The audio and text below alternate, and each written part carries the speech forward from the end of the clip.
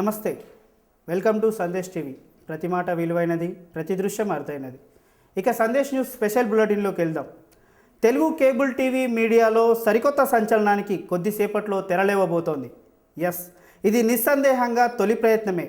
మూస ధోరణి వార్తలతో సరిపెట్టకుండా ప్రజల గుండెల్లో నిలిచిపోయేలా సాహసోపేతమైన కవరేజీలో ముందుండాలనే తాపత్రయంతో స్టింగ్ ఆపరేషన్ చేశాం. ఓ పెద్దాయన రాసలీలను బయటపెట్టబోతున్నాం.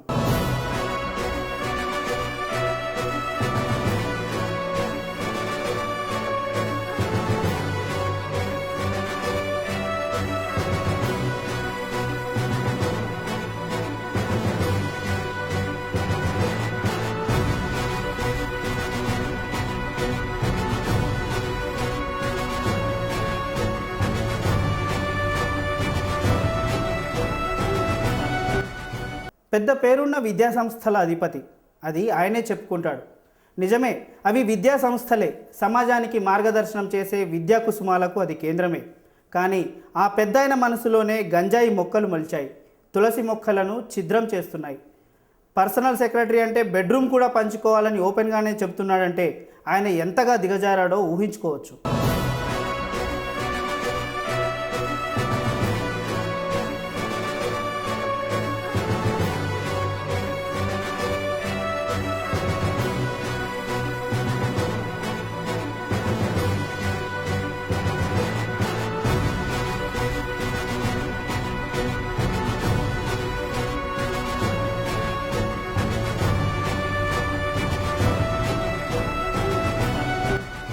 ఈ పెద్దాయన నిజంగానే చాలా పెద్దాయనట. ఆ విషయం ఆయనే చెప్పుకుంటాడు. హైదరాబాద్, సైబరాబాద్ పోలీస్ కమిషనర్లు, పెద్ద పెద్ద ఐపీఎస్, ఐఏఎస్ ఆఫీసర్లతో ఈయన గారికి సంబంధాలు ఉన్నాయట. తననెవరూ ఏం చేయలేరన్నది ఆయన గారి నమ్మకం.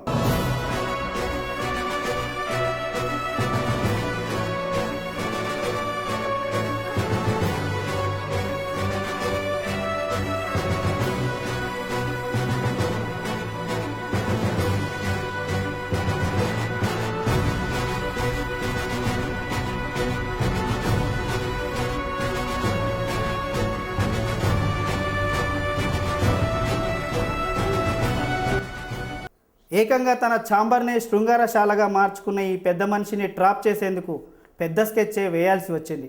మా స్పెషల్ కరెస్పాండెంట్ ఇన్నారెడ్డి స్వయంగా రంగంలోకి దిగి ఓ బాధితురాలి సహాయంతో స్టింగ్ ఆపరేషన్ నిర్వహించారు. సక్సెస్గా స్టింగ్ ఆపరేషన్ నిర్వహించిన ఇన్నారెడ్డి మనతో ఇప్పుడు అందుబాటులో ఉన్నారు. ఆయన అడిగి దీని పూర్వాపరాలు తెలుసుకుందాం. ఇన్నారెడ్డి, చెప్పండి, అసలు ఈ విషయం మీ దృష్టికి ఎలా వచ్చింది? అయితే గత కొద్ది కాలంగా క్లాసిఫైడ్ యాడ్స్లో రెగ్యులర్గా, అంటే ప్రతి వారం కూడా ఒక కంపెనీకి సంబంధించి రెగ్యులర్గా ఒక యాడ్ వస్తూ కనిపిస్తూ ఉంది. దీనికి సంబంధించి పర్సనల్ సెక్రటరీ కావాలని చెప్పేసి, అంటే ఆ పర్సనల్ సెక్రటరీ అయినా ఒక యాడ్ అనేది ఎప్పుడైనా సరే ఒక 6 నెలలకు ఒకసారి లేకపోతే సంవత్సరానికి ఒకసారి కనిపిస్తాం. కానీ ఎవ్రీ వీక్ ఇదే యాడ్ కనిపించడం పట్ల కొంచెం అనుమానం రావడంతో దాని మీద మేము కొంచెం నిఘా పెట్టడం జరిగింది. అయితే ఈ నేపథ్యంలోనే అక్కడ కొంతమంది ఎవరైతే ఎంప్లాయీస్ ఉన్నారో వాళ్ళని కదిలించాలని ప్రయత్నం చేసాము. అయితే ఎప్పుడు కూడా మాకు సమాచారం రాలేదు. కాకపోతే దీంట్లో నుంచి కొంతమంది మానేశారు అని చెప్పేసి తెలిసిన సమాచారం మేరకు ఎవరైతే ఈ కంపెనీ నుంచి, ఈ సదరు ఇన్స్టిట్యూట్ నుంచి మానేశారో వాళ్ళని పట్టుకున్న తర్వాత వాళ్ళతో మేము మాట్లాడే ప్రయత్నం చేసినప్పుడు మొదట చాలా భయపడ్డారు. అంటే విషయం చెప్పడానికి చాలా భయపడ్డారు, అసలు ఏం జరుగుతుంది ఏందనే విషయం మీద. సో దీని గురించి పూర్తిగా సమాచారం ఇవ్వడానికి వచ్చిన ముగ్గురు మా విషయాలు బయటకు పెట్టకపోతే, మా విషయాలు కనుక మీరు బయట చెప్పకుండా ఉంటే మాత్రం ఖచ్చితంగా లోపల జరిగే అక్రమాల సంగతి మేము ఖచ్చితంగా చెప్తామని చెప్పేసి కూడా వాళ్ళు సంబంధించిన కొన్ని ఆడియో రికార్డ్స్, తర్వాత ఆయన పంపించిన కొన్ని SMS కూడా మాకు ఇవ్వడం జరిగింది. ఎప్పుడైతే కొన్ని ప్రాథమిక ఆధారాలు ఎప్పుడైతే సేకరించామో ఆ ప్రాథమిక ఆధారాల మేరకు మేము దీనికి సంబంధించిన నిఘా ఆపరేషన్ మొదలుపెట్టడం జరిగింది. శ్యామ్, ఓకే, ఎస్వి రమణపై ఆరోపణలను మీరు ఎలా నిర్ధారించుకోగలిగారు? అంటే దీనికి సంబంధించి ఎన్వి రమణ ఎప్పుడైతే ఈ అరాచకాలకు మూల కారణమయ్యాడో, అమీర్పేటను అడ్డగా చేసుకొని ఇన్స్టిట్యూట్లో ఇలాంటి దారుణాలు చేస్తున్న విషయం మీద మేము నిఘా పెట్టడం జరిగింది. నిఘాకు సంబంధించి కొంత సమాచారాన్ని, ఎవరైతే బాధితులు ఉన్నారో వాళ్ళ దగ్గర కొంత సమాచారాన్ని, తర్వాత ఏ విధంగా ఫాలో చేస్తాడు, ఎట్లా మాట్లాడతాడు, ఏ విధంగా కొత్త వాళ్ళతో ఏ విధంగా ప్రొసీడ్ అవుతాడు, ఒక పేపర్ యాడ్ ఇచ్చిన తర్వాత లోపలికి వెళ్తే ఏ విధంగా వాళ్ళతో మాట్లాడతారన్న విషయం మీద కొంత సమాచారాన్ని సేకరించిన తర్వాత మేము ఒక సీక్రెట్ 3 సీక్రెట్ కెమెరాలు పెట్టి ఒక ఉద్యోగిని అంటే ఒక ఉద్యోగిని రూపంలో మాకు సంబంధించిన ప్రతినిధిని ఎన్వి రమణ దగ్గర పంపించడం జరిగింది. పంపించిన తర్వాత ఏమైతే మహిళలు ఎన్వి రమణ బారిన పడి మహిళలు ఏమైతే సమాచారం చెప్పారో సమాచారం మేరకు అదేవిధంగా అతని ప్రవర్తన కూడా ఉండడం జరిగింది. ఆ నిఘా కెమెరాకు సంబంధించి వాళ్ళు ఇచ్చిన సమాచారం మేరకు మేము ఎప్పుడైతే దీంట్లో ఈ నాన్ వెజ్ స్పై ఆపరేషన్ పేరుతో మేము ఈ ఆపరేషన్ మొదలుపెట్టి లోపల పంపించిన తర్వాత మీరు వీడియోలో చూడొచ్చు. తర్వాత అతను మాట్లాడిన విధానం కావచ్చు, అతను ఏ విధంగా ప్రవర్తన కావచ్చు, తర్వాత ఏ విధంగా ఒక పర్సనల్ సెక్రటరీ అన్న దానికి ఏ విధమైన మీనింగ్ పెట్టడం దాని మీద కూడా మీరు గత కొద్దిసేపటిగా వస్తున్న కథనాల బట్టి మీకు అర్థమవుతుంది శ్యామ్. దీనికి సంబంధించిన ఆధారాలను మీరు ఎలా సంపాదించగలిగారు? శ్యామ్, దీనికి సంబంధించి ఇప్పటి వరకు ఉన్న ఇష్యూను పరిశీలిస్తే అతను గతంలో కొంతమందితోటి ప్రవర్తించిన తీరుకు సంబంధించిన వీడియోలు అయితే ఆ వీడియోల తాలూకు ఫీడ్ మన దగ్గర ఉన్నప్పటికీ వాళ్ళ సేఫ్టీ దృష్ట్యా ఎవరైతే బాధితులు ఉన్నారో బాధితులకు సంబంధించిన వాళ్ళ ప్రాణరక్షణ దృష్ట్యా అలాంటి దృశ్యాలు మేము బయట పెట్టలేము. తర్వాత వాళ్ళ జీవితాలు కూడా నాశనం అవుతాయి కాబట్టి వాళ్ళ విషయం బయటకు రాకూడదని చెప్పిన హామీ మేరకు ఎట్టి పరిస్థితుల్లో ఆ వీడియోలు మాత్రం బయట పెట్టే అవకాశం లేదు.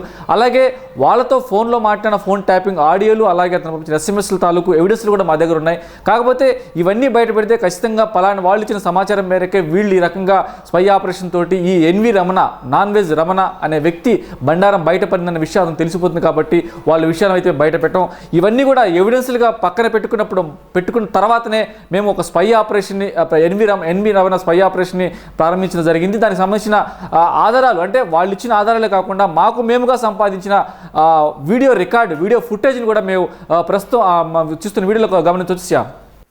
ఇన్నారెడ్డి, అంటే ఈ బాధితులు ఎవరు కూడా పోలీసుల్ని ఎందుకు ఆశ్రయించలేకపోయారు? ఇది ఎన్నాళ్ళుగా కొనసాగుతోంది?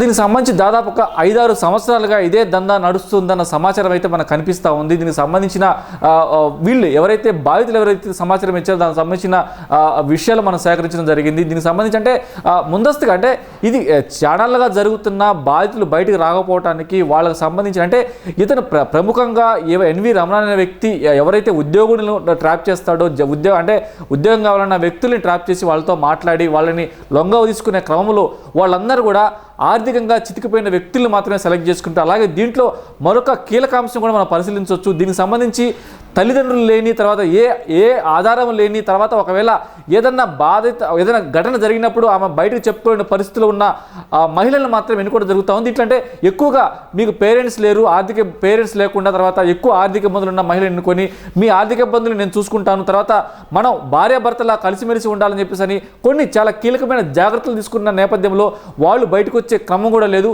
వాళ్ళని కూడా ఎప్పుడైతే ఇలా జరుగుతుందని మా దృష్టికి వచ్చిన నేపథ్యంలో పర్సనల్గా వాళ్ళ దగ్గరికి వెళ్ళి వాళ్ళకి హామీ ఇచ్చి ఎలాంటి మీకు ప్రాబ్లం రాదు, మీరు ఉన్న విషయాన్ని యాజ్ తీసుకుని మాకు చెప్పండి, అతని బండారం బయట పెడతామని చెప్పేసి ఎలా జరిగిందో అదేవిధంగా మేము కూడా స్పై ఆపరేషన్ ద్వారా నిర్ధారణ చేసుకున్న తర్వాత మాత్రమే ఈ విషయాన్ని ప్రపంచానికి చూపించడం జరుగుతుంది. శ్యామ్, దాదాపు ఎంతమంది బాధితులు ఉంటారని మీ అంచనా? దీనిపై ఎస్వి రమణ ఎలా స్పందించారు? దీనికి సంబంధించి దాదాపుగా ఒక 25-30 మందికి పైగా బాధితులు ఉన్నట్టు సమాచారం అంతా ఉంది. దీంట్లో చాలామంది కూడా అతన్ని బారిన పడి ఇబ్బంది పడ్డ వాళ్ళు, తర్వాత మానసిక ఘర్షణ పడి ఇక్కడి నుంచి పారిపోయిన వాళ్ళు చాలామంది ఉన్నారు. అతను ఉన్న పలుకుబడి పరపతి తర్వాత అతను కూడా సామాజిక అంశాలను కూడా పరిశీలన తీసుకొని అతనితో పోటీ పడలే ఉన్న డబ్బు కావచ్చు, దాదాపు 3 ఇన్స్టిట్యూట్ల తర్వాత ఒక ఇంటర్నేషనల్ స్కూల్ కూడా స్థాపించబోతున్న సమాచారం నేపథ్యంలో పోలీస్ డిపార్ట్మెంట్లో కూడా అతనికి చాలా పలుకుబడి ఉందన్న విషయం మా దృష్టికి కూడా వచ్చింది. సో ఇంత గట్టి వ్యక్తిని తట్టుకునే శక్తి లేని వ్యక్తులే ఎన్నుకుంటాడు కాబట్టి వాళ్ళు బయటకు రాలేకపోయారు. మొత్తం మీద దీనికి సంబంధించి దాదాపు కొన్ని సంవత్సరాలుగా దందా నడుస్తూ ఉంది. దీనికి ఇంకా ఫర్దర్గా కూడా ఇతను అరాచకాలు ఆపేందుకు మాత్రమే స్పై ఆపరేషన్ మొదలుపెట్టడం జరిగింది. ఎస్వి రమణ విషయంలో నెక్స్ట్ ఏం చేయబోతున్నారు? పోలీసుల దృష్టికి ఈ విషయాన్ని తీసుకెళ్లే అవకాశం ఉందా? శ్యామ్, దీనికి సంబంధించి కథనాలు ప్రచురించిన వరకు మాత్రం మన ప్రస్తుతం తీసుకున్న బాధ్యత అదే సామాజిక బాధ్యత మన భుజాన వేసుకొని ప్రస్తుతం అయితే మాత్రం ఈ కథనాలను తర్వాత దీనికి సంబంధించిన సాక్ష్యాధారాలు మొత్తం కూడా దగ్గర పెట్టుకొని వాటిని ప్రస్తుతం మనం టెలికాస్ట్ చేయడం జరుగుతూ ఉంది. అయితే చిన్న విషయాలకే సుమోటగా తీసుకొని వాళ్ళ మీద చర్యలు తీసుకునే రాజకీయ వ్యవస్థ, అలాగే అలా తీసుకునే పోలీస్ వ్యవస్థ, అలా తీసుకునే న్యాయ వ్యవస్థ కూడా ప్రస్తుతం మనకు అందుబాటులో ఉన్నప్పుడు ఇలాంటి విషయాలు ఇంతమంది మహిళలపై దాడులు చేసి ఇంతమంది మహిళల అవసరాలను ఆసరా చేసుకొని వాళ్ళ మీద అటాకులు చేసి ఇలాంటి నాన్ వెజ్ రమణల పనిపట్టడానికి పోలీసులు ముందస్తుగా వస్తారో లేకపోతే బాధితులు ఎటుకులు రాలేరు కాబట్టి బాధితులు వస్తేనే మేము కంప్లైంట్ తీసుకుంటాము, బాధితులు ఎవరైనా కంప్లైంట్ ఇస్తే ఖచ్చితంగా చర్యలు తీసుకుంటామన్న పాత పాట పాడతారో మనం వేచి చూడాల్సిందే. అయితే బాధితులు రావాలంటే పోలీసు ఒక మనోస్థైర్యాన్ని కల్పించాలి, వాళ్ళకి ఎలాంటి ఇబ్బందులు తలెత్తమని హామీ ఇచ్చినప్పుడు మాత్రమే మనకు కూడా సమాచారం ఇచ్చారు. కాబట్టి అదే సమాచారాన్ని కనుక పోలీసులు ఇస్తే మాత్రం డెఫినెట్గా వాళ్ళు బయటకు వచ్చే సమాచారం ఉంది. ఇప్పటికైనా అంటే మా దగ్గర ఉన్న ఎవిడెన్స్లను బట్టి అతను కనుక పిలిచి పరిశీలిస్తే ఖచ్చితంగా ఎవిడెన్స్లు బయటకు వస్తాయి. తర్వాత ఉన్న దీని ప్రకారం సుమోటగా కేసు నమోదు చేసి ఎందుకు చర్యలు తీసుకోరు, దీని మీద మహిళా సంఘాలు, తర్వాత వివిధ పార్టీల ప్రతినిధులు, సామాజిక వర్గాలకు సంబంధించిన ప్రతినిధులు ఎందుకు స్పందించిన విషయం మీద మేము డైరెక్ట్గా క్వశ్చన్ వేస్తున్నాం.